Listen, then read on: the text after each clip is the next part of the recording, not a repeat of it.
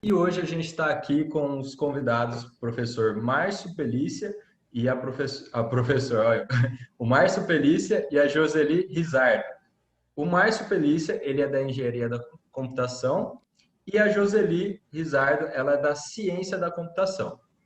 Bom, como que vai funcionar a dinâmica? Eles vão falar por 20 minutos e vão abrir 10 minutinhos para perguntas e depois a gente vai ter a segunda palestra na mesma forma. Eu conversei com eles e eles toparam ficarem um pouquinho mais no final, caso alguém tenha algum interesse, pode estar mandando as perguntas diretamente para a sala. Então, se vocês olharem aí, está escrito perguntas, certo?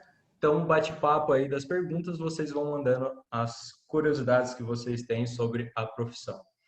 Bom, então, primeiramente, vamos começar aqui com o Márcio Pelícia. Gostaria de agradecer muito a participação de vocês nesse evento. É um prazer ter vocês aqui com a gente. Então, sinta-se à vontade aí e quando faltar os 10 minutinhos finais ali, eu aviso.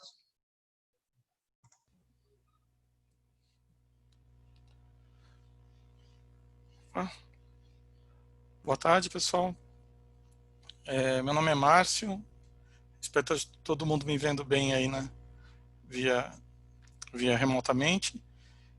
Meu nome é Márcio. Eu vim falar um pouco com vocês sobre a profissão de engenheiro de computação. Tá? É a segunda vez que eu participo aqui da Bienal das Profissões do Keele. Tá? E quando eu tive aqui 2 anos atrás, foi uma experiência muito legal para mim. Foi uma oportunidade boa, porque foi ao vivo, além de tudo, né? Infelizmente agora nós temos que fazer as coisas de forma remota, mas a gente está procurando aqui se adaptar a essa realidade que a gente tem agora, né? Foi uma experiência muito, muito legal para mim e eu acredito que na época foi algo interessante e esclarecedor até para quem teve a oportunidade de participar também. Eu espero que a gente possa atingir os mesmos objetivos aqui hoje com todo mundo, tá? Eu vou compartilhar com vocês aqui a minha apresentação. Uhum.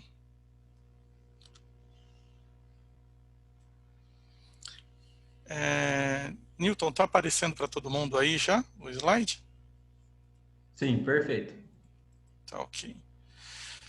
Ok, então, pessoal. Primeiramente, deixa eu falar um pouquinho sobre mim, só para vocês se situarem da minha experiência, tá? Em termos de que eu estou falando. Eu tenho formação como técnico em informática industrial pela ETEP de São José dos Campos e como engenheiro de computação pela turma da Unicamp de 95. Tá? Em 96 eu entrei na PCA em engenharia de software, né? E em 2002 eu passei a integrar o quadro de sócios da empresa, tá? E estou lá batalhando até hoje na área de desenvolvimento de sistemas sob medida, né? E eu já trabalhei nessa situação, já trabalhei em diversas áreas, aqui tem alguns dos exemplos, em saúde suplementar, rastreamento de frotas, muita coisa de TV, de internet por assinatura também, setores de faturamento e cobrança, tá? São 24 anos de experiência trabalhando com clientes diversos, tá? E eu queria passar para vocês um pouco da minha visão da profissão que eu desenvolvi nesse meio tempo, tá? Bom, primeiro eu queria falar para vocês um pouco sobre o curso de engenharia de computação, como é que ele é, né? Bom, sendo um curso de engenharia, ele tem que manter, inclusive por regulamentação do governo, tem que manter o currículo básico de engenharias para poder ser chamado de engenharia. Então, ele tem basicamente matemática avançada, ou tão avançada quanto seja possível, sem que você seja um matemático mesmo, se torne um matemático, tá? E não se enganem, porque coisas como estatística e cálculo numérico, apesar de parecerem coisas triviais, hoje em dia estão são pedras fundamentais para o desenvolvimento de coisas como inteligência artificial, tá? E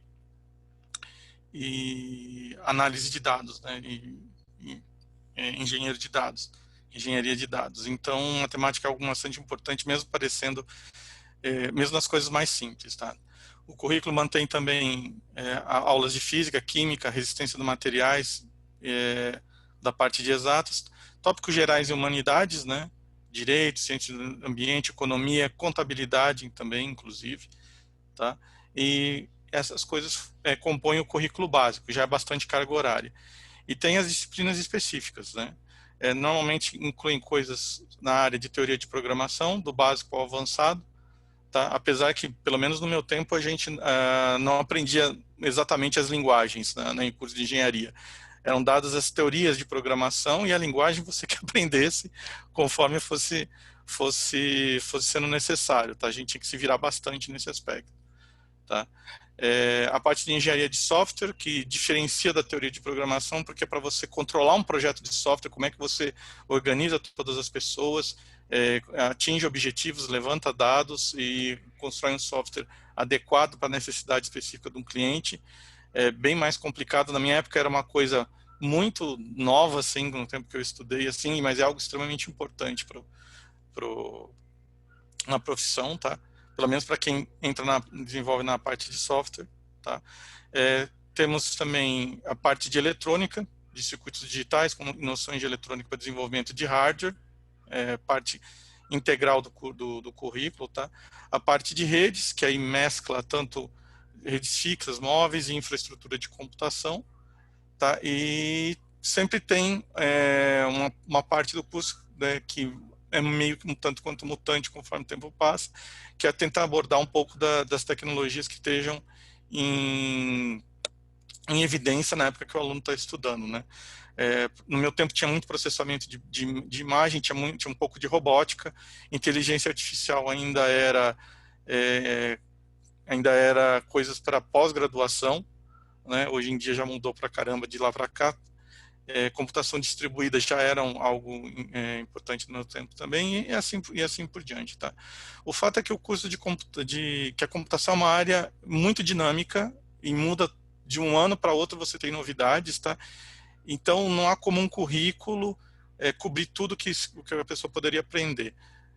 Em alguns, mesmo que ele tentasse cobrir tudo de agora, em 2 anos você já estaria desatualizado. Então é um curso que procura te dar as bases para que você possa caminhar dali para frente por suas próprias pernas, tá? É parte da ênfase do curso de computação. E computação é assim mesmo, ela realmente muda a cada ano, tem uma novidade, tem alguma coisa nova que depois de 2 anos também pode deixar de ser novidade. Tá? Tanto pela evolução da própria computação, como da parte de eletrônica por baixo, que dá a sustentação física, né, para os processos. Tá? O que a gente pode esperar do curso, né, baseado nessas coisas que eu falei para você? É um curso de carga horária pesada, você tem bastante tempo, você tem que se dedicar bastante tempo em sala de aula, tem muita matéria, muitas aulas para estudar, para comparecer. Você também tem bastante trabalho fora do horário de aula, para programação, projeto e outras coisas, então a carga fora do horário de aula também é grande. Então, por essas duas coisas, você precisa estudar de forma por extra classe, nem tudo vai ser passado na aula para você, tá? Mas o mais importante é você criar essa capacidade de estudar por conta própria, de aprender por conta própria, porque isso vai ser essencial na sua vida profissional. O que você aprendeu na escola vai ser uma base, na faculdade vai ser uma base, mas em 5 anos você já vai estar em outro ponto. Nem eu tenho uma ideia boa do que vai ser daqui a 10 anos, o que a gente vai estar trabalhando, né? Hoje em dia, tanto na parte de projetos de computação, do software, de alterações no software, de técnicas de software, quanto até na parte mais básica. Estão falando em computação quântica, em deixar um pouco a parte da computação eletrônica para trás, que foi a base da computação até os dias de hoje. Então, vocês verem que as coisas podem mudar de formas radicais nos próximos anos. Então, essa capacidade de se adaptar é essencial, tá? Em compensação, o curso tem seus atrativos. O que chama a atenção nele, né? Por que uma pessoa gostaria o que é interessante no curso de construção, o que incentiva as pessoas a ir lá? Primeiro que você estuda uma área de trabalho que influencia diretamente na vida das pessoas de hoje. No tempo que eu me formei, computação ainda era meio que uma eminência parda. Ela existia, a gente sabia, mas ninguém queria olhar muito, pelo menos quem não era da área não fala, não, existe e tal, mas não sei exatamente como influencia. Hoje em dia não, hoje em dia a computação é realmente vista diretamente, as pessoas sabem que está e o quanto ela influencia na vida delas. Então você está estudando diretamente algo que as pessoas usam todo dia e está muito integrado na vida delas. Isso é muito legal de você saber que você tem algo que você estuda ter essa conexão direta com as pessoas. Ela é aplicável em qualquer ramo da atividade humana hoje em dia, tá? Praticamente tudo tem computação, então você não só vai estar lidando com computação, como você vai lidando com as outras áreas de atividade humana. Você pode ter automação, extração mineral, pinturas até, tem coisas de computação para análise de pinturas, arqueologia, por incrível que pareça, história, em ciências humanas já estão usando hoje isso, automação comercial, vendas, relações pessoais, hoje a gente tem as redes sociais, então é aplicável em qualquer área mesmo. Tá? Então é outra coisa que é muito legal, você sabe que você tem esse ângulo para você trabalhar. A evolução tecnológica, a novidade é constante, dá trabalho, mas para quem gosta de novidade é um prato cheio, tá? Você nunca está parado, né? E ele te incentiva por essas mesmas características, você sempre ser criativo e por buscar inovação. Então, para quem gosta de estar vendo coisas novas, recebendo desafios novos e tem essa necessidade de criar, é um ramo muito interessante, é uma coisa, um lugar muito legal. Tá? Como é que é a profissão? Tá? Já falando assim em termos da carreira. Tá? Ela é muito vasta, tá? E cada dia aumenta mais. Então, você não consegue abarcar tudo e na tua carreira você vai acabar sendo direcionado pela vida e pelas tuas escolhas para certos ramos. E tem gente que vai estar trabalhando em mineração, tem gente que vai estar trabalhando de forma acadêmica, tem gente que vai estar trabalhando em automação, tem gente que vai trabalhando em software de aplicativo de celular, né? Então, as pessoas, dois profissionais se formam juntos, podem trabalhar em lugares muito distintos no final das suas carreiras, quando eles começarem as suas carreiras. Tá? Na maior parte das vezes, a computação é um auxiliar para a área principal da empresa, né? Você auxilia a automação de uma fábrica de automóveis, mas você não é a automação que ela vende automóvel, né?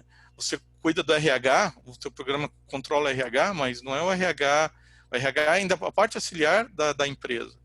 Só que é a computação que dá hoje o ganho de volume, porque é ela que permite que você manipule as coisas em volume e velocidade que exige hoje no mundo de hoje. Então, apesar dela não ser vista como a parte principal, sem ela, você retrocede muito rapidamente para situações de 30, 40 anos atrás, e você perde continuidade. Não dá para trabalhar sem computação hoje. Tá? É uma área com muita pressão, é quase como um hospital. Se a coisa para, ninguém dá muita atenção, mas se a coisa para, você tá todo mundo desesperado porque tinha que estar funcionando. É como energia elétrica, se acabou, tá todo mundo reclamando. Tá? Então, tem bastante, é uma área de pressão, dependendo de onde você for trabalhar. Tá? Acaba sendo uma área que aprende muito sobre o resto dos outros setores da empresa, porque acaba tendo um dedinho em tudo, né? Então, e às vezes até estabelece os padrões como as outras áreas têm que trabalhar, porque depois que o software está estabelecido a partir do processo, ele começa a se tornar a Bíblia, né? O que ele faz é o que deve ser, é o que a empresa deve fazer, tá? E o trabalho em que, como software e sistemas de computação se tornaram coisas muito grandes hoje, o engenheiro de computação, que teoricamente é um cara, né,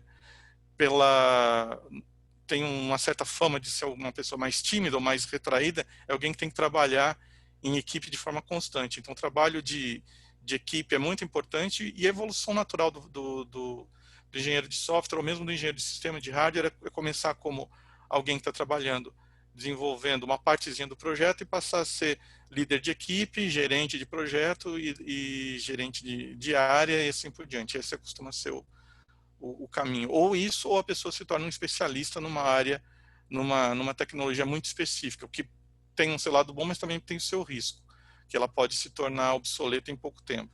Apesar que, por exemplo, tem a COBOL, que era uma linguagem de programação muito antiga, ainda tem alguma coisinha hoje que ainda precisa de gente, apesar que não é mais tanto quanto antes, mas no ano 2000 a linguagem já tinha 20 anos ou 30, já estavam querendo achando que estava descontinuada, mas ainda precisava de gente, porque tinha programas que ainda rodavam em COBOL, precisava de gente para dar manutenção neles, tá?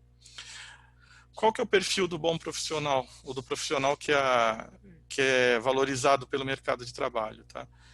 Um engenheiro de computação, ele apresenta um bom conhecimento técnico, não precisa ser um conhecimento técnico excelente, tá? Mas precisa ter um bom conhecimento técnico, ter uma forma, o conhecimento técnico excelente te direciona para um determinado caminho, mas o bom conhecimento técnico também te direciona para um certo ponto. Você tem que ter comprometimento e profissionalismo, tá? É uma coisa que é muito importante, vestir a camisa, tá?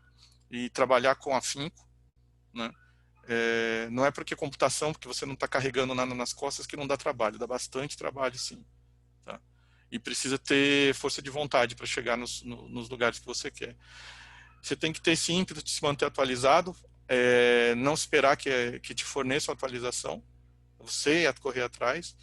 É uma pessoa criativa e de boa criatividade e iniciativa, capaz de falar, vamos fazer uma coisa nova, vamos procurar os problemas ou procurar maneiras de melhorar o que já existe, tá? A capacidade de trabalhar bem em equipe, como eu falei, é importante, costuma não, as pessoas quando entram negligenciam um pouco, mas é muito importante, e a determinação, você precisa ter força de vontade. Tem horas que a computação realmente necessita de teimosia, de um certo grau de teimosia para você chegar nos finalmente, tá? Sobre a carreira em si, né, e o mercado de trabalho para ela, tá? Tem praticamente em todo lugar, tem possibilidade, tá? Tanto no setor público, privado, ou para seguir uma carreira acadêmica, tá? Como funcionário, como profissional liberal, como empreendedor, tá? Pode ser desenvolvimento de hardware, de software, tratar com infraestrutura, dar manutenção em sistemas. Então, o campo é amplo e tem muitas áreas de atuação, tá? Então, não é algo que esteja amíngua ou que esteja muito específico para se trabalhar, tá? O mercado aqui no Brasil absorve rapidamente os formandos, a gente ainda tem déficit, apesar que o déficit ainda já não é tão grande quanto foi em anos atrás, mas o mercado ainda absorve bastante, porque a necessidade de gente nova acontece com a inovação. Então, a expansão da própria área de computação necessita de mais gente, tá? O salário, o potencial salarial é bom, você pode vir a ganhar muito bem no futuro, mas no início pode não ser muito alto, justamente porque tem essa visão de que existe muita gente, tá? Mas isso é bem no começo. Mas um bom profissional pode ganhar muito bem, tá? É muito bem remunerado. Existe uma certa rotatividade na área, não é muito comum passar anos na mesma empresa, tá? Eu sou uma exceção à regra, tá? Mas porque eu acabei me tornando sócio muito cedo, ou relativamente cedo. Então, mas existe uma certa rotatividade, você acaba encontrando as pessoas que você conheceu algum dia como clientes ou como que estavam em outra empresa, como seu colega de trabalho em uma terceira que você vai trabalhar, tá? A carreira natural segue para o gerenciamento de equipes, como eu falei para vocês, ou então para alguém se tornar um especialista em uma certa área de negócio, tá? E ainda é possível você começar uma empresa de computação com um investimento relativamente baixo, né, uma startup, mas já não é mais tão comum assim, tá? Precisa muita dedicação e é preciso conseguir investimento para isso, alguém que invista, tá? Nessas áreas. Teve o boom das startups na primeira metade dessa década aqui, mas hoje as pessoas já estão mais comedidas, assim, tá? E tem muita possibilidade para crescimento e para a carreira decolar até para oportunidades internacionais. Pode falar, Nilton. Só para avisar mais uns 3 minutinhos aí, já temos algumas perguntas aqui, então Tá ok. fique à vontade. Eu só quero passar o último slide aqui, que só para a gente falar um pouquinho sobre o que aconteceu nessa situação que a gente está agora em 2020, né, tão incerta, né? O que a gente vê, ou pelo menos o que eu tenho visto hoje a respeito do mercado de computação com essa questão de Covid que a gente teve agora, né? O setor de informática era um dos mais preparados para a situação de lockdown. A minha vida mudou muito pouco, porque eu já trabalhava de forma remota, de forma integral praticamente. Eu ia para visitar a empresa, os escritórios da empresa uma vez por mês, praticamente. As tecnologias de informação digital foram o que viabilizou a implementação do trabalho remoto, então houve uma demanda específica, mas houve um aumento de demanda numa parte específica de computação. Foi a computação que teve que aguentar com o aumento de tráfego, segurança de informação, disponibilização de ferramentas, e não foi fácil, porque foi muito rápido que teve que ser feito, e ainda há algumas coisinhas que ficaram fora. O pessoal ainda está se adaptando, mas o pessoal de informática arcou bastante com essa mudança. Tá? A retração econômica está afetando, claro, porque reduziu a capacidade de investimento, principalmente em inovação. Hoje as pessoas estão segurando um pouco a parte de inovação. Tá? Mas, por outro lado, está precisando gerar nova demanda, tem essas novas demandas da nova realidade e a necessidade de manter a infraestrutura. Então, um lado puxa o outro e o setor de informática até que está se mantendo relativamente bem. Já vi alguns lugares que estão dizendo que houve um aumento até no setor, apesar da situação ruim. Já vi outros lugares falando que vai ter uma queda de 15 bilhões, coisas de abril, falando que teria uma queda de 15 bilhões na América Latina, e gente falando agora que o crescimento é de 8% no setor no primeiro semestre. Então, ainda há dúvidas, mas está indo por esse caminho. Então, o setor está revisando prioridades, mas tem uma demanda e contratação num nível interessante, mesmo nessa época aqui. Tá? O trabalho remoto veio para ficar, porque é um ganho para as empresas, elas não vão voltar para o padrão anterior, ou se forem voltar, não vai ser da forma que era antigamente. Então, acostumem-se, porque eu, pessoalmente, não sou um grande fã de trabalho remoto, mas estou aqui há 10 anos trabalhando e me adaptei. E é uma coisa que vai ter que acontecer. E um último pensamento, as mudanças ocorrem, tá? Tipo, o que aconteceu com a gente aqui foi basicamente uma coisa que nunca tinha acontecido antes na história da humanidade. Tá? Então, não adianta, a gente não vai conseguir lidar com todas as situações, nosso planejamento de vida não vai lidar com todas as situações. Pode acontecer alguma coisa absurda. Então, o importante é não se desesperar na situação, respirar fundo e tentar lidar com ela. Faz parte da carreira profissional, mesmo em computação, em qualquer outra área, está lidando com esse tipo de alteração, com esse tipo de mudança. Bom, era o que eu tinha a dizer, gente. Agora, vamos entrar aqui para a parte de perguntas do que o Newton está falando. Bom, muito obrigado, Márcio. A gente tem uma pergunta aqui que é a seguinte: com a faculdade, aprende todas as linguagens de programação e o que dá para fazer com elas? Então, se você puder falar um pouco mais dessas linguagens, o que dá para fazer, ou alguma que está em alta, alguma coisa do tipo, acho que seria legal também. Só lembrando que tem 5 minutinhos, né? Aí qualquer coisa no finalzinho a gente volta para falar um pouco mais. Não, sim, ó, bom, pelo menos na minha época a resposta é não, você não aprende as linguagens praticamente, tá? Você tem que aprender por conta própria, tá? Nos meus tempos de computação eles deram um curso que chamava Linguagens de Computação Comparadas, a gente comparava algumas coisas tipo PHP, PHP na época era Lisp, COBOL não Lisp, até mesmo Pascal, e outros modelos de linguagem, mas a gente não aprendia elas muito, o que dava para fazer. A gente aprendia a teoria básica de programação e alguns cursos falavam, desenvolva em tal linguagem, você que ia aprender. Tá? Era bem do tipo, cuide-se, assim, vire-se para a linguagem de programação. Pelo menos no meu tempo foi assim. E na Unicamp tinha esse viés. Eu já ouvi falar de outros lugares onde eles tentam explicar, mas são muitas linguagens de programação e não daria para falar sobre todas no curso. Teria que ser um curso menos de engenharia, um curso mais voltado para desenvolvimento de sistemas propriamente dito, tá?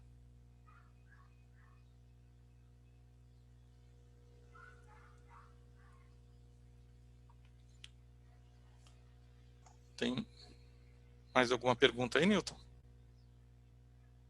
Ó, por enquanto, não. Era mais essa mesmo. Deixa eu ver. Uhum. Isso.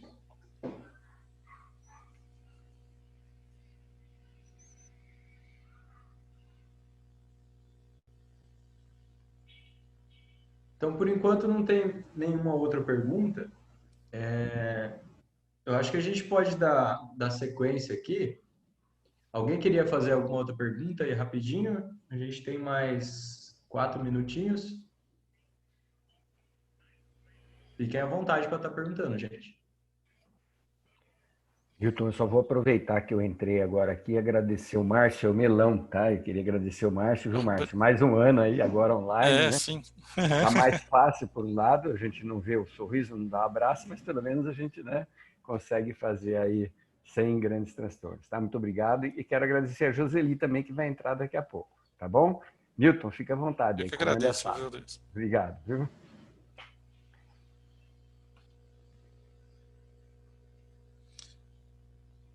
Certo. Bom, acho que a gente pode começar a outra apresentação, porque eu acho até interessante uma das perguntas aqui, qual a diferença para a ciência da computação? E a gente já vai falar um pouco do próximo tema. Não sei se você talvez conseguiria responder em 2 minutinhos, talvez coloque aí em saia justa. Quer falar um pouco? Qual que seria a diferença da engenharia para a ciência da computação? Ah, na minha, na minha experiência, é uma coisa que as pessoas respondem de formas muito, muito diferentes, assim, mas de certa forma a ciência de computação é mais voltada para o desenvolvimento de software, tem na parte de software propriamente dita, né? Enquanto que a engenharia de computação, ela se foca não só na parte de software, mas tem quem diga que ela se foca mais na parte de hardware, teria para a parte de engenharia elétrica, de sistemas elétricos, de sistemas de computação. Mas isso não é verdade absoluta. Na Unicamp, ainda hoje, o curso tem duas pernas. Tem uma perna que é dada pela elétrica, que é quem desenvolver hardware, que foi a que eu desenvolvi, que foi onde eu me formei, e acabei indo trabalhar com software, porque eu queria também trabalhar com a outra parte, eu queria ter um conhecimento mais completo da minha área. E tem a área de computação que é dada pelo ICC, se eu não me engano é o nome dele hoje, Instituto de Ciência de Computação, né, que dá essa parte para o curso de Engenharia de Computação, sendo o Instituto de Ciência da Computação. E eles também dão um curso de Ciência de Computação. E pelo que eu conheço do currículo, no curso de Ciência de Computação da Unicamp, lá você tem um pouco mais de ênfase nas linguagens, em aprender a linguagem e desenvolver um pouco mais. Tá? Mas eu acho que a palestra da Joseli poderá ajudar mais a gente a fazer a distinção mais do que eu posso dizer aqui. Tá, joia. Muito obrigado. Ficou uma perguntinha aqui, a gente deixa ela para o final. Aí, se você Ok. puder ficar na sala, a gente vai conversando um pouco mais. Eu fico sim. Muito obrigado, hein? Obrigado. Bom, pessoal, agora a gente vai ficar com a palestra da Joseli Rizardo. Ela vai falar um pouco mais sobre ciências da computação. Ela é ex-aluna do colégio, então ela tem um carinho muito grande aqui pelo colégio e fica o convite futuro para vocês que serão futuros profissionais aí estarem voltando um dia aqui na nossa Bienal. Então fique super à vontade, Roseli. Você tem 20 minutos, qualquer coisa no finalzinho eu interrompo ali, falando que falta o tempo, né? E Tá aí a gente legal. abre para perguntas também. Tá joia. Bom, primeiro eu só tenho a agradecer. Acho que como o Newton falou, eu tenho um carinho muito especial pelo colégio. Eu estudei no colégio desde a quinta série até o terceiro colegial. E assim, para mim é um privilégio poder voltar, agora não presencialmente, né? Mas é um privilégio voltar, visitar o colégio, encontrar as pessoas. Então, para mim, eu tenho só a agradecer. Deixa eu compartilhar a apresentação aqui. Ele está desabilitado, Newton, para eu compartilhar. Tá, só um minuto aqui. Tá.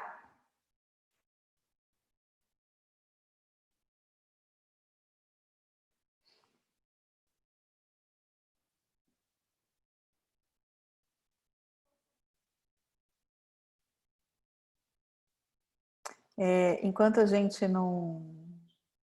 Agora foi. Eu acho que agora dá certo. Foi.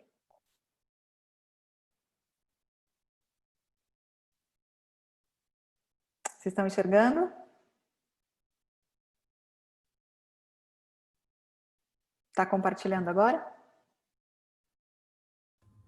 Sim, perfeito. Então tá bom. Bom, pessoal, enquanto até, acho que depois de eu terminar aqui, né, a minha parte, acho que vai ficar bem claro, né? Não é a primeira vez que eu participo da Bienal do Keele, e essa pergunta de diferença entre ciência da computação e engenharia da computação, ela sempre aparece, né? Acho que, como o Márcio falou, a primeira característica realmente é essa. Ciência da computação, ela é muito mais voltada à análise e desenvolvimento de software, e engenharia da computação muito mais voltado a hardware. Quando a gente fala de hardware, é caixa, né? Se a gente está falando, por exemplo, um iPhone, o aplicativo do iPhone seria um similar aí dentro da área de ciência da computação. O iPhone em si, em engenharia de computação.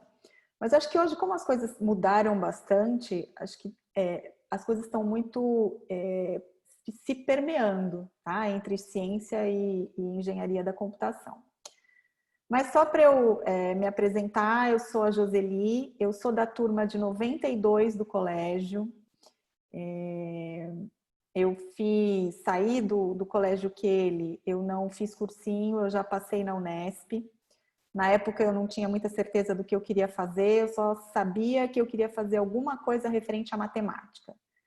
E aí, conversando com um amigo, ele me falou do curso de Ciência da Computação. Eu prestei Ciência da Computação na Unesp, na UFSCar e na Unicamp na época. E aí, até por questões óbvias de ser em Rio Claro, eu acabei optando por fazer Ciência da Computação em Rio Claro. Tá? Depois do curso de Ciência da Computação, eu fiz alguns cursos de pós-graduação, né? Acho que o currículo evoluiu bastante, não sei se tanto quanto, mas quando eu fiz, eu senti muita falta de uma matéria muito mais voltada para a gestão, para a economia. Eu queria entender um pouco mais fora da linguagem de programação, então eu acabei emendando uma pós-graduação e um MBA para sair um pouco aí só da esfera muito técnica. Mas isso é uma característica minha. Acho que, como até o Márcio colocou, quando você faz um curso de ciência da computação, ele te abre um leque que você pode escolher. Eu me sinto muito mais confortável e eu me encontrei num trabalho que eu consigo unir a tecnologia a uma área comercial do que eu ficar só na área de tecnologia. Mas eu tenho muitos amigos que se formaram comigo e que estão até hoje em áreas de desenvolvimento e participando de projetos muito legais. Tá? Aqui eu coloquei até, isso que eu coloquei aqui é mais para vocês terem um pouco de consciência e de ciência da quantidade de cursos, da quantidade de atualização, da carga de estudo que um profissional de tecnologia precisa ter. Tá? Isso não é para falar, nossa, que currículo super legal. Não, isso é para falar para vocês que é necessário você ter disciplina e você estudar. Estudar pode ser um curso, eu tive a oportunidade de fazer cursos muito legais, até pela própria empresa que eu trabalho. Então, eu tive a oportunidade de estudar em Harvard, eu tive a oportunidade estou fazendo um curso agora no MIT, mas independente disso, eu acho que a questão da gente estar sempre estudando, com possibilidade de estudar numa escola super legal, ou sendo autodidata, que a gente tem conteúdos hoje muito legais também, tem grupos de estudos abertos, a gente realmente precisa ter uma predisposição muito grande para aprender e gostar de aprender, ser curioso, ir atrás, contactar a gente, ver quem está fazendo legal, correr atrás das pessoas que estão fazendo a diferença, que estão fazendo inovação. Então, é um caminho que todo profissional ele precisa seguir, tá? Além de eventos e de treinamentos, eu participo muito de eventos de tecnologia mesmo, que são eventos como hoje. Isso é uma característica da minha área, da área que eu escolhi, né? Como eu sou uma profissional de software de um fornecedor específico, eu trabalho na IBM do Brasil hoje, hoje e há bastante tempo,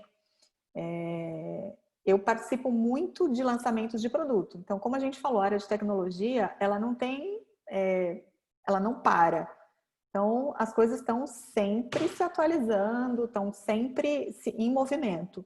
Todo ano a gente tem um lançamento de tudo o que vai acontecer no próximo ano. Então, a gente participa muito de feiras de lançamento de produto. E é muito legal porque aí entra também uma outra parte, que é a parte de você gerar e você criar networking com pessoas que têm a mesma vida profissional que você e que passam por situações completamente adversas, né? Então, por exemplo, eu trabalhar com um software no setor financeiro aqui no Brasil é completamente diferente de eu trabalhar com a Joseli, que atende lá o Bank of America ou Wells Fargo nos Estados Unidos, que tem visões completamente diferentes. Então, isso é uma outra coisa muito legal da profissão. Essa forma da gente poder compartilhar e dividir ideias mesmo, tá?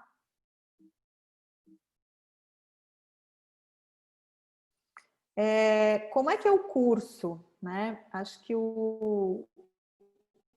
hoje, eu até peguei aqui, o curso hoje ele tem de 8 a 10 semestres. Quando eu fiz, eram 8 semestres integrais, né? Era das 8 ao meio-dia, das 2 às 6, aqui na Unesp. Então, aí depende, né, da universidade. Eu até coloquei aqui a carga do curso, até para vocês terem uma noção do até onde vai a faculdade e até onde vocês, querendo ser um profissional de ponta, um profissional de destaque, precisam caminhar sozinhos, tá? Então, no ano 1, no ano 2, então, cálculo, física, lógica, uma introdução à programação. Eu vi que teve uma pergunta aí sobre qual que era a linguagem de programação. Eu, quando fiz ciência da computação, eu aprendi em Pascal. E a gente aprende um pouquinho também de Assembler, que é a linguagem pura, né, de programação. Mas é só, né? Eu tive só essa base, foi uma base muito rasa. A partir daí, eu tive que correr atrás mesmo, tá? Então, no ano 2, já entra um pouco mais avançado matemática, física, aí começa a ter um pouquinho de estruturação de dados, arquitetura de computadores, redes neurais. No ano 3, a gente entra um pouco mais a fundo em redes, começa a falar um pouquinho de algoritmo, para a gente ver como é que uma vez que você tem uma noção de uma linguagem de programação, como é que você vai colocar essa linguagem dentro do algoritmo, que aí entra o raciocínio lógico, né? Como é que a gente vai fazer esse programa funcionar. Entra um pouquinho já no ano 3 de sistemas operacionais e banco de dados. Eu vejo, né, olhando agora, depois de 20 anos aí de trabalho, de carreira, eu vejo que até o terceiro ano, eu tive uma noção e eu aprendi uma disciplina, mas o meu conteúdo mesmo e a minha base para virar uma profissional e para correr atrás das áreas que eu queria, veio a partir do final do terceiro ano e do começo do quarto ano. Então, vocês podem virar e falar assim, poxa vida,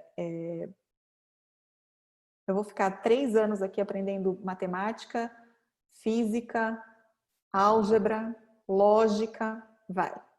É um curso de matemática.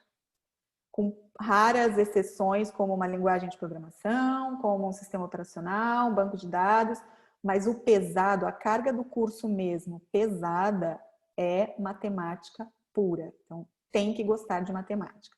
Isso passa, tá? Depois que eu cheguei no quarto ano de faculdade e comecei a ver realmente o que eu queria, a partir do meu estágio, eu já não usei mais nada do que eu aprendi até o terceiro ano. Meu estágio ele foi na área de banco de dados, que eu aprendi no terceiro ano, e segui a vida nessa área de banco de dados. Então, eu não uso nada de matemática, por exemplo, mas eu não uso porque eu escolhi essa área. Tem gente que escolhe, por exemplo, continuar na área de programação que precisa, tá? Hoje, com áreas novas que a gente tem, principalmente de inteligência artificial, que eu vou falar um pouquinho mais para frente, A gente tem uma carga pesada de estatística, de um cientista de dados. A vida profissional a vida de um profissional de tecnologia, ela é uma mudança constante, tá?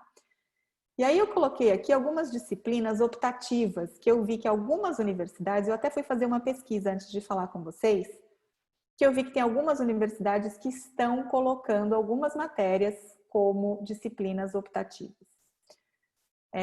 Acho, se eu pudesse, né, dar um conselho, o meu conselho seria esse: durante a faculdade, façam disciplinas optativas, porque é aí que você consegue realmente ver o que tem além da base curricular. Então, quando a gente está falando, eu vi, por exemplo, uma universidade lá, um curso de Big Data. Poxa, o que é Big Data? Um profissional hoje de mercado de Big Data, ele é um profissional super qualificado, ele é um profissional procurado, ele tem muitas vagas boas procurando um profissional que saiba falar o que é Big Data. Big Data são processamentos de grandes volumes de dados, mas grandes volumes mesmo, numa velocidade altíssima e com um tempo de resposta curtíssimo. Isso é Big Data. Só que para esse resuminho de 3 bullets, tem uma carga de estudo bastante grande. E é uma área muito legal. Um outro curso que eu vi também, que tem algumas disciplinas optativas, é o Internet das Coisas. Quando eu fiz não tinha. Agora algumas universidades possibilitam. O que é IoT? Hoje tudo que a gente vê tem IoT, né? O iPhone, por exemplo, ele é um IoT. Hoje, se você quiser fazer uma programação, tem até alguns aplicativos que a gente consegue programar. Vou sair de casa, vou deixar a lâmpada apagada, 6 horas da tarde eu vou lá, vou ativar minha lâmpada. Isso é IoT. Então, tem cidades inteligentes, por exemplo, a gente tem projetos lindos de cidades inteligentes, de trânsito.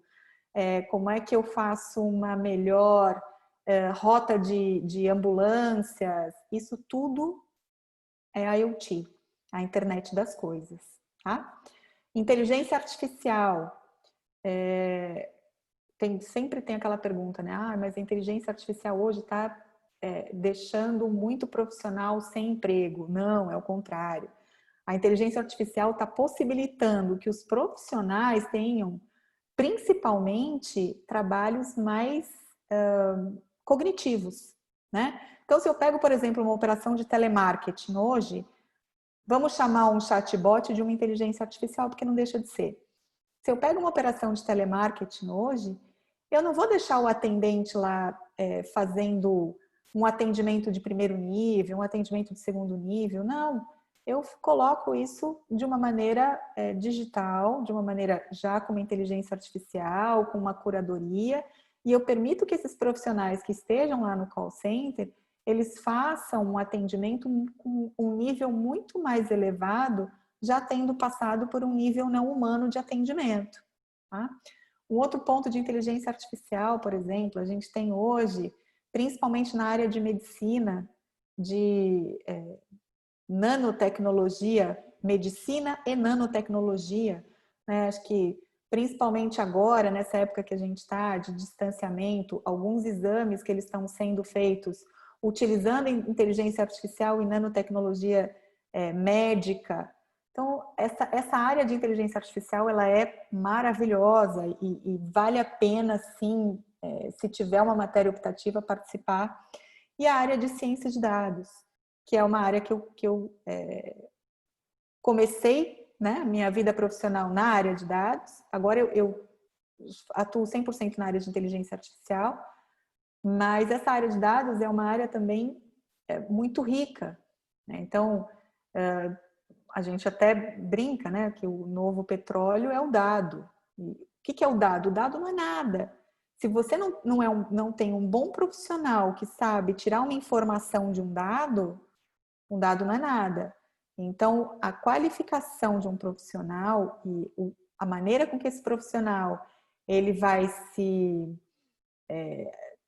qualificar é como ele vai ter uma inteligência de tirar a informação dos mesmos dados. Essa área é uma área super promissora também. Hoje, um cientista de dados, ele é um profissional raríssimo. e super procurado. Praticamente hoje, todos os bancos, empresas de telecomunicações, varejo, se vocês forem no Pão de Açúcar, promoção do Pão de Açúcar, quando você abre o seu app, que você entra na loja. Eu sou a Joseli, eu costumo comprar macarrão e molho de tomate. Isso é um cientista de dados que viu, a Joseli acabou de entrar na loja. Quais são os dados, produtos? Eu estou falando bem macro para vocês, tá? Quais são os dados, quais são os produtos que ela mais consome? Opa, vamos lá, vamos colocar uma ciência nesses dados aqui e vamos falar para ela, olha, hoje você esqueceu de comprar um molho. Ou então, olha, hoje tem uma super promoção do macarrão Renata, por exemplo. Hoje a gente tem uma promoção se você levar 5 embalagens, você vai pagar 4. Então, no setor financeiro é a mesma coisa. Eu entro na minha conta. Qual que é o trabalho do cientista de dados? Poxa, ela esqueceu de pagar o boleto do colégio ela paga todo dia 10 e hoje é dia 11. Vamos lá, entrei na minha conta, você esqueceu de pagar o boleto do colégio. Então, esse tipo de profissional, por mais que a gente dê exemplos simples, a engenharia, o estudo, a lógica que tem por trás disso, ela precisa de muito... um processo estatístico que precisa ser bastante estudado. Hoje, super requisitado no mercado e falta profissional. Tá? Como é que é a profissão?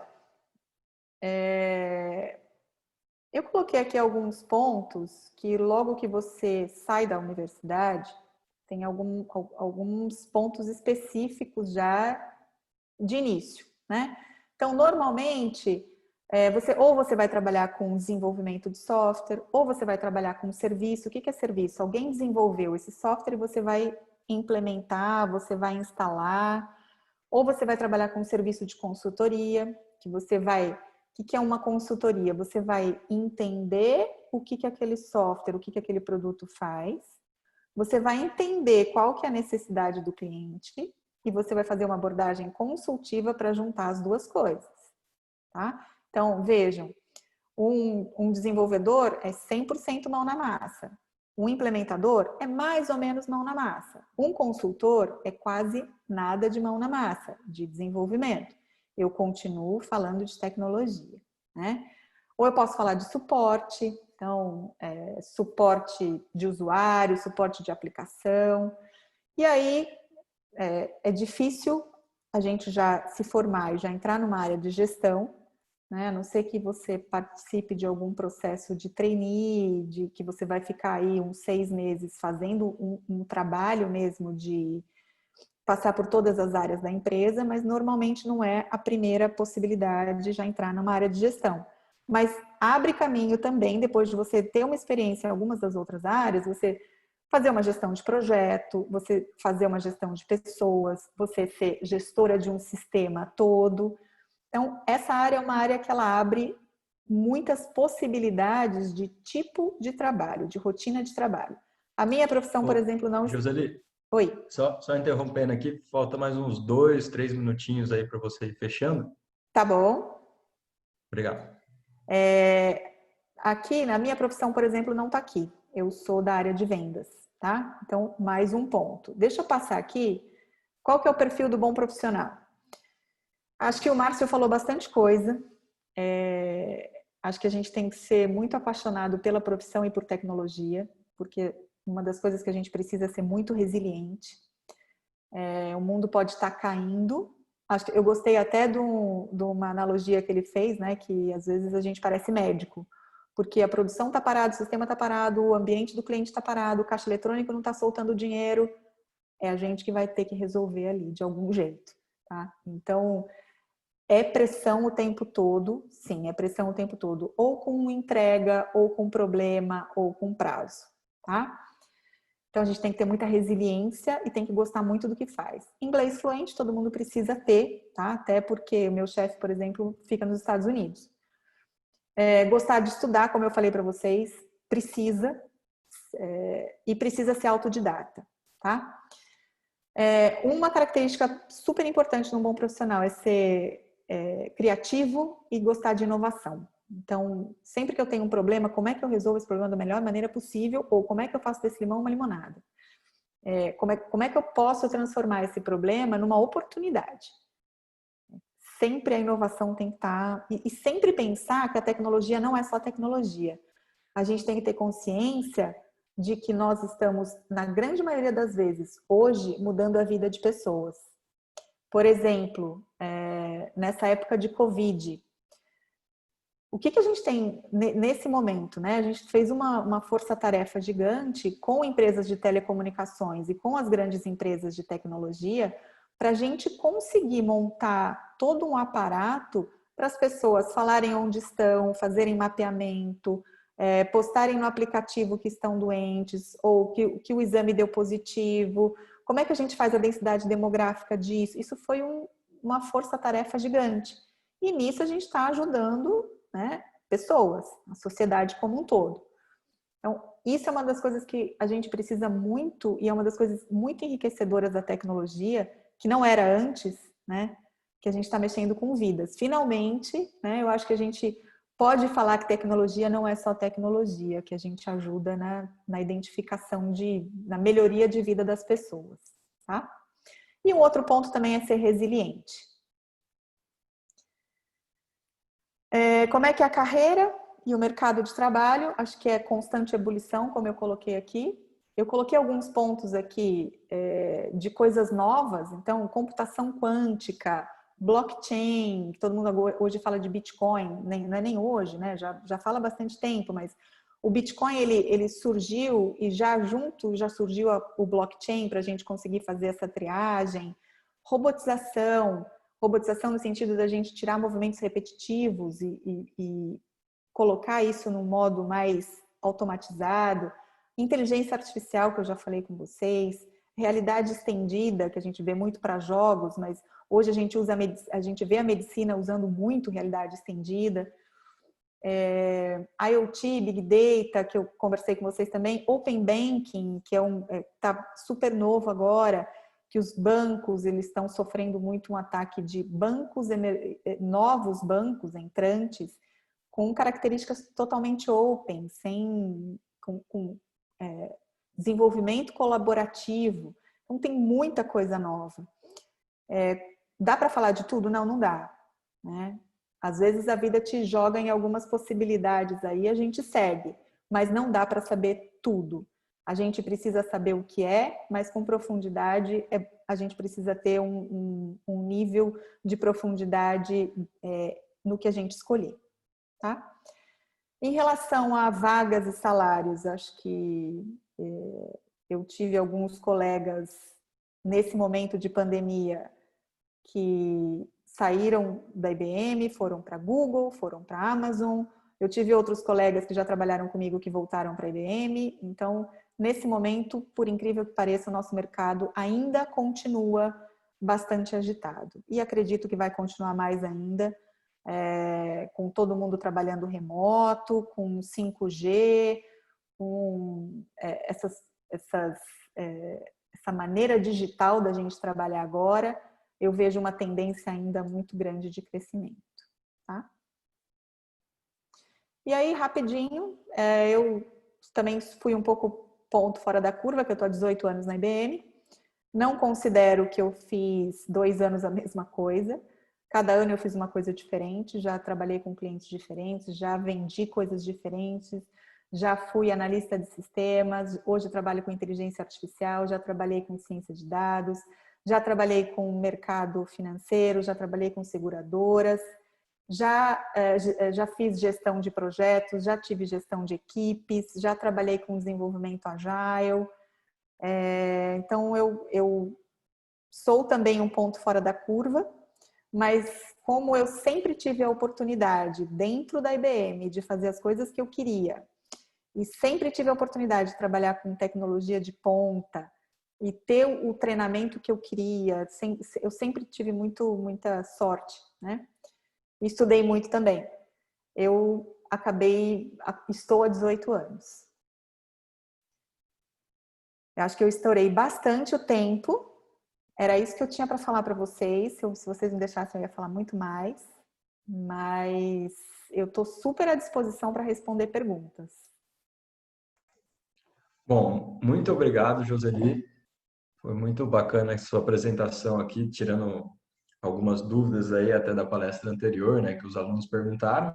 E eles perguntaram também, nesse mesmo sentido, para os dois palestrantes, né?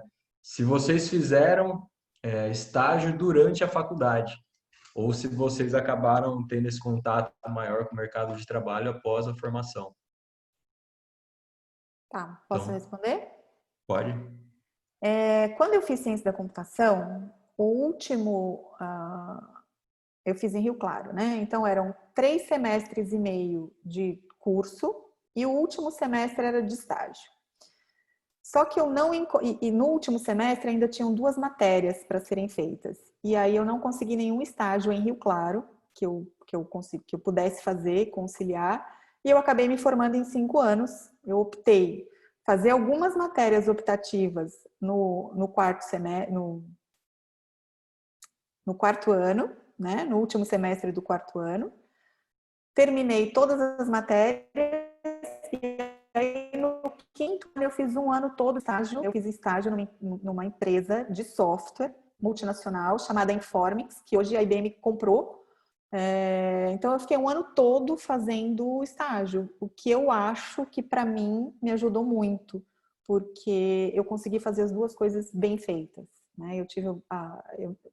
Eu consegui fazer um estágio, passar por várias etapas dentro do estágio e não fazer um estágio só para cumprir o TCC. Legal, muito obrigado. Pessoal, a gente tem mais 2 Posso responder aí minutinhos também, aqui. Nilton?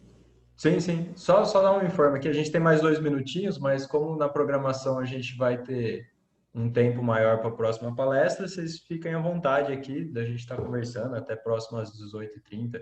Tudo bem? Então pode responder, Márcia. Essa pergunta aqui é para os dois palestrantes. Então é legal a gente conhecer o seu lado também. Então, quando eu fiz quando eu fiz engenharia da computação, eu fui a segunda turma da Unicamp, a minha turma se formar. A gente era da turma de 91, a primeira turma era de 90. Então o currículo ainda era bem, não estava ainda bem estabelecido ainda. Ele sofreu algumas mutações. E na minha modalidade, estágio não era obrigatório. Então, na época do último, apesar de ter espaço para você fazer estágio, se você quisesse, e no último ano da faculdade eu me envolvi com a empresa júnior. Então, eu fiz um projeto para a empresa júnior durante o último ano de faculdade. Não constou como estágio oficial e nem era necessário, mas foi a meu primeiro contato com o mercado de trabalho. Foi nesse estágio de um ano que eu tive, nesse trabalho de empresa júnior, né? Que eu tive durante um ano no final. Então eu não cheguei a fazer estágio, mas tive isso que eu considero que foi uma experiência profissional similar a um estágio, digamos assim. Só que tinha suas próprias características. Foi numa empresa pequena, era uma empresa que desenvolvia, na época, impressoras fiscais, né? Eu trabalhei desenvolvendo alguns softwares para ele naquela época, era o projeto. Para adaptar ela para tecnologia embarcada. E depois, quando eu terminei o projeto lá, eu não dei continuidade lá. Eu fui trabalhar na PCA em São Paulo. Tá.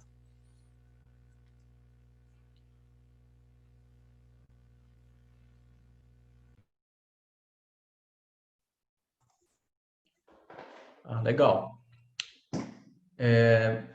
Bacana, assim, né? A gente vê nas duas palestras, vocês falaram muito, né, sobre aprender a estudar sozinho, né? Então, acho que essa experiência vai levando para outras oportunidades, né, dentro de um primeiro estágio e dos empregos que a gente vai tendo, né? Com relação à pergunta, eu tenho uma agora para Joseli. É a seguinte, Joseli, você faz inteligência artificial e dá muito trabalho para criar uma nova inteligência artificial ou mexer com essa estabilidade, né, de não saber muito bem onde vai chegar, como que funciona. é mais relacionado a essa parte de dar trabalho para criar alguma coisa ou não. Tá, vamos lá. Hoje eu tô dá trabalho, né? Mas assim, hoje eu tô na área mais voltada para vendas de inteligência artificial. Então, qual que é o meu dia a dia hoje, né? Quando a gente está falando de inteligência artificial, a gente está falando, por exemplo, e aí a gente abre um leque absurdo, né? Eu posso falar da área de saúde, por exemplo, que a gente tem hoje uma das áreas mais evoluídas em relação à inteligência artificial, que é a gente fazer o rastreamento de genomas, né? Então, eu não sei se vocês já ouviram falar não vou fazer propaganda não, é mais para ficar, se vocês já ouviram falar do Watson. O Watson é o programa de inteligência artificial da IBM. O que a gente desenvolveu e que acho que foi o projeto que foi mais audacioso e foi o projeto mais relevante, tá? Que eu acredito, mais apaixonante. A gente conseguiu fazer o rastreamento de imagens de células cancerígenas. Então, o que são essas imagens, né? Para a gente conseguir fazer uma inteligência artificial, a gente precisa de muito volume de dados. Muito. Inteligência artificial ela não existe por si só. Você precisa ensinar, né? Então, assim, eu vou ensinar uma máquina a ler exames de células com genomas. Como é que eu faço isso? Primeiro que eu preciso ter N exames para alimentar essa base de dados e ensinar qual é o caminho de leitura. Desenvolver qual é o algoritmo de reconhecimento, de tirar falso positivo, qual que é o caminho, até eu chegar num processo onde eu ensino, refino, deu certo, implemento, volto de novo para o começo. Toda a inteligência artificial ela é um desenvolvimento contínuo. Eu ensino, implemento, qualifico ou faço uma curadoria e volto para o começo de novo. Se a gente tem que aprender sempre, você imagina como é que é você ensinar uma máquina a ter uma inteligência cognitiva, né? Então, sim, dá muito trabalho para a gente ter um projeto de desenvolvimento de inteligência artificial, se a gente for falar, por exemplo, nesse caso que eu citei, tá? A gente fez um trabalho num hospital em Toronto, com crianças com câncer, né, com diagnósticos super difíceis de se realizar, que a gente tinha médicos super renomados, foi Toronto e foi Tóquio. E ensinando, né, porque além de ter lá, por exemplo, a Joseli, que fez ciência da computação, eu não entendo nada de exame, então eu preciso ter um baita de um médico junto comigo para me ensinar ali o que eu tenho que fazer. E juntos a gente vai ensinar esse programa de computador, né? Então isso foi um projeto lindo, super legal, mas que deu muito trabalho. Se a gente for pensar, por exemplo, um projeto de inteligência artificial, a Bia do Bradesco, que vocês devem ver bastante na televisão, a Bia ia ensinar balé, a Bia ia fazer um monte de coisa. Quando eu estou falando de um sistema financeiro, por exemplo, eu estou falando de uma curadoria. Então, hoje eu pego o meu celular e eu falo assim, quanto eu tenho na conta? Ou então assim, transfere R$30 para o colégio Kelly. Transfere R$40 para o João. Isso é um projeto de inteligência artificial onde a gente teve que definir várias perguntas. Essas perguntas, elas foram treinadas, essas respostas foram treinadas. A gente fez uma curadoria para ver se essa resposta é aceita ou não, é aceitável ou não, porque às vezes a gente entra num bot, por exemplo, você pergunta, por exemplo, fazer um agendamento.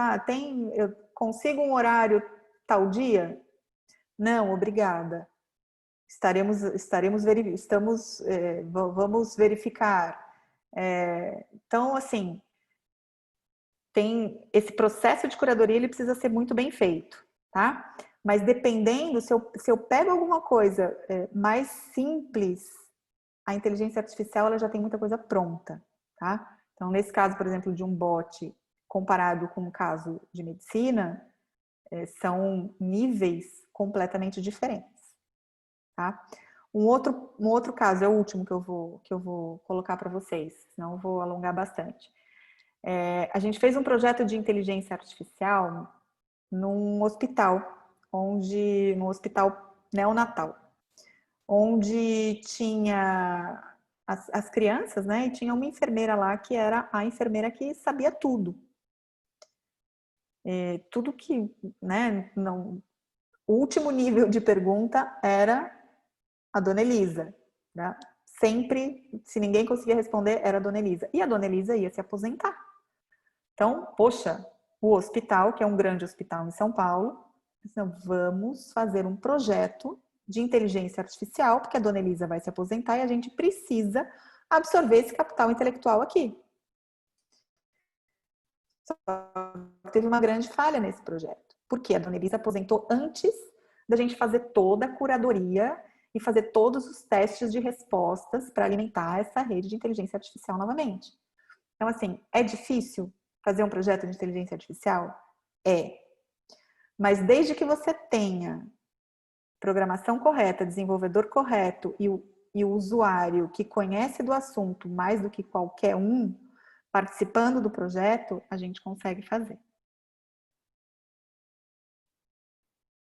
Não sei se eu respondi. Respondeu sim, com certeza. A gente vê o trabalho que dá aí para estar trabalhando, né? Igual quando vocês falam trabalho em equipe, né? Às vezes é alguém de outro campo que a gente não domina, né? Para estar tentando suprir determinada necessidade, né? Bom, eu gostaria de agradecê-los mais uma vez. Muito obrigado pela participação. Foi muito produtivo as palestras aqui. Gostaria de agradecer os alunos também pelas perguntas. Acho que a gente já supriu todas as perguntas também nesse momento. E muito obrigado. Até uma próxima aí. Se vocês quiserem depois deixar o contato aí com o pessoal para eles estarem perguntando. E Tá até a ligado? próxima Bienal aí, quem sabe mais para frente os Presencial. alunos também têm esse prazer da Joseli de estar voltando aqui para falar um pouco mais, né? Então é isso, gente. A gente vai ficar por aqui. A gente vai dar sequência aí na programação. Eu acho que o Melão vai falar alguma coisa aqui para vocês. Eu só quero agradecer mais uma vez. Eu estou aqui olhando em todas, né? Dou uma passadinha em cada uma e tal. Saudade de vocês aí. Ah, tá. Recíproco, Melão. Né? A gente consegue ver, pelo menos aí online a gente vê. Mas é muito bom ver vocês palestrarem, entusiasmo aí, né? Então é sempre muito legal. Obrigado mais uma vez, Márcio e Joseli. Tá? Obrigada, gente. gente. Contem com a gente. Muito, Tá bom. muito bom estar com vocês. Então tá bom. Tchau. Obrigado, Tchau. gente. Um grande abraço. Tchau, Obrigado, tchau. Milton. Obrigado, gente. Eu que agradeço.